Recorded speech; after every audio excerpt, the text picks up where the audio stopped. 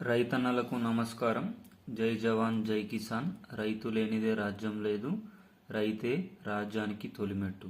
ఈరోజు మనం వీడియోలోకి వెళ్ళిపోతే లోక్సభ ఎన్నికల మేనిఫెస్టో సీఎం రేవంత్ రెడ్డి గారు ప్రకటించడం అయితే జరిగింది. ఆ మేనిఫెస్టోలో ఏం మాట్లాడారు, ఏ పథకాల గురించి మాట్లాడారు, ఏ పథకాలు వస్తుంది అనేది ఈ వీడియోలో చూద్దాం. ముఖ్యంగా రైతులందరికీ పంట రుణాల గురించి, 2 లక్షల రుణమాఫీ, రైతు బంధు గురించి వీడియోలో డిస్కస్ చేసుకుందాం. రైతు బంధు కోసం వెయిట్ చేస్తున్న యాసంగి రైతు బంధు కోసం వెయిట్ చేస్తున్న ప్రజలకు శుభవార్త చెప్పడం అనేది జరిగింది. ఈ వీడియోలో మనం డిస్కస్ చేసుకుందాం. వీడియో చూస్తున్న ప్రతి ఒక్క రైతన్న వీడియోని లైక్ చేయండి, కామెంట్ చేయండి, సబ్స్క్రైబ్ చేయండి. వీడియోలోకి వెళ్తే లోక్సభ ఎన్నికలకు సంబంధించి ఎలక్షన్ కోడ్ అనేది మార్చి 9, 2024 రాబోతుందని election commission of India already పేర్కొనడం జరిగింది. ఇది చాలా మంది తెలిసిందే. సో మేలో ఎలక్షన్స్, జూన్లో కౌంటింగ్ ఉంటుంది.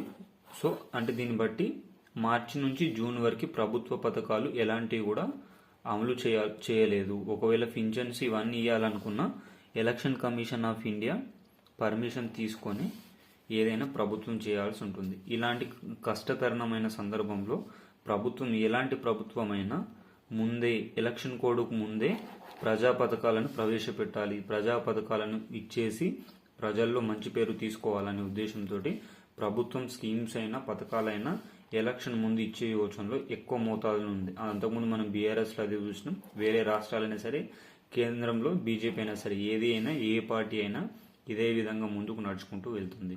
సో దీనిలో భాగంగానే రైతులందరికీ పంట రుణాలను ఇచ్చే అనౌన్స్మెంట్ చేసే అవకాశం ఎక్కువ మోతాదులో ఉంది. ఆల్రెడీ కేంద్ర ప్రభుత్వం నుంచి పంట రుణాలు అనేది చాలా ఉన్నాయి.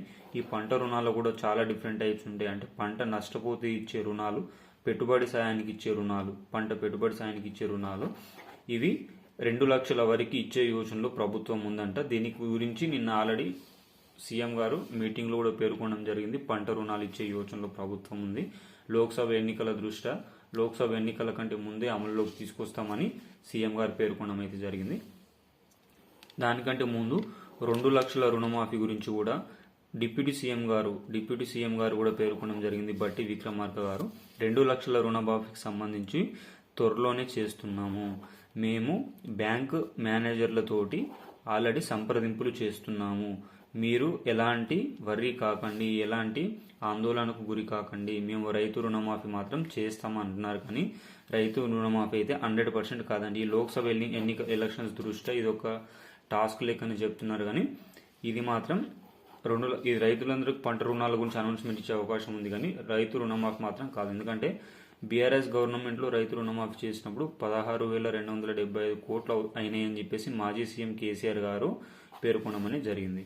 అప్పుడు 1 లక్ష రూపాయల వరకు రుణమాఫీ చేసిండు ఆయన. ఈయన 2 లక్షల రూపాయల వరకు రుణమాఫీ అన్నాడు కాబట్టి 2016 నుంచి 23 వరకు ఆల్మోస్ట్ 7 years రుణమాఫీ కాలేదు. వీళ్ళందరికంటే 40 నుంచి 50 వేల కోట్ల వరకు కావాలా.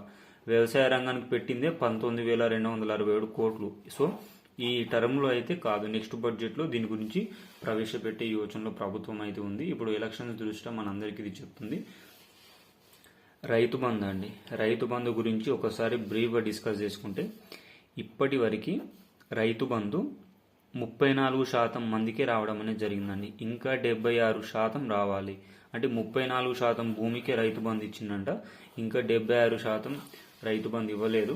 మరి రైతు బంధు రాదా అంటే 100కి 200% ప్రతి ఒక్కోలకు మార్చి 9 లోపు అకౌంట్లో క్రెడిట్ అవుతుందండి. ఎందుకంటే మార్చి 9 తర్వాత రైతు బంధు వేయలేరు.